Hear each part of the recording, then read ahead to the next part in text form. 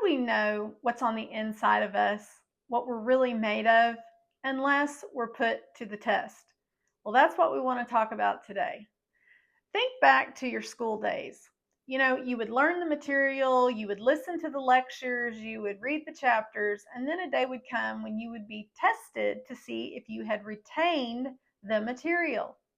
And, testing and trials are all through the Bible. The Bible has a lot to say about that. And there's some primary reasons that it's really important that we're tested and tried. But I want to talk to you about experiential learning because there's a big difference between head knowledge and heart knowledge. Wouldn't you agree? Well, experiential learning, I did a little bit of research on that, and it outperforms traditional lecture-based learning by far. It said that when you actually get experiential knowledge of something, hands-on learning, so to speak, you will retain about 75% of what you're learning. Versus when you're doing a lecture-based learning or traditional learning, you're going to retain about 5%.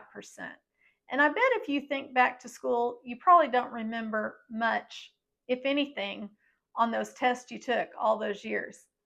All right, so the book of James, chapter 1, actually tells us to count it all joy when we go through various trials, knowing that the testing of our faith produces patience. And I looked up that word testing.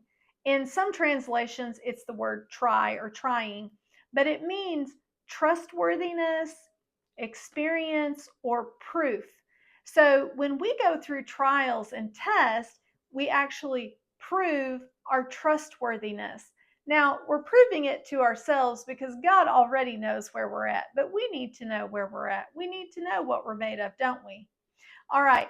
And First Peter, the book of First Peter has a lot to say about this subject, and I want to recommend that you go read the whole book of First Peter.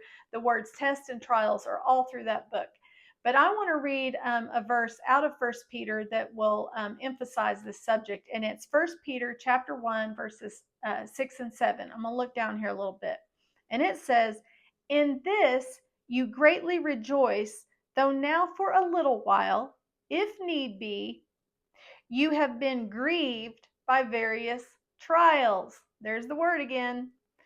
"That the genuineness of your faith, being much more precious than gold," remember that word, "that perishes, though it is tested by fire, may be found to praise, honor, and glory at the revelation of Jesus Christ."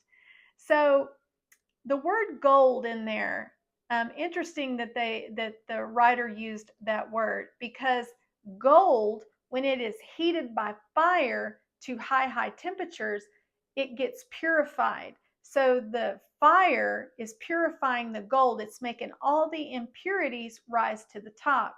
So the inclination there is clear that when we go through tests and trials, it's a purifying process for us as well.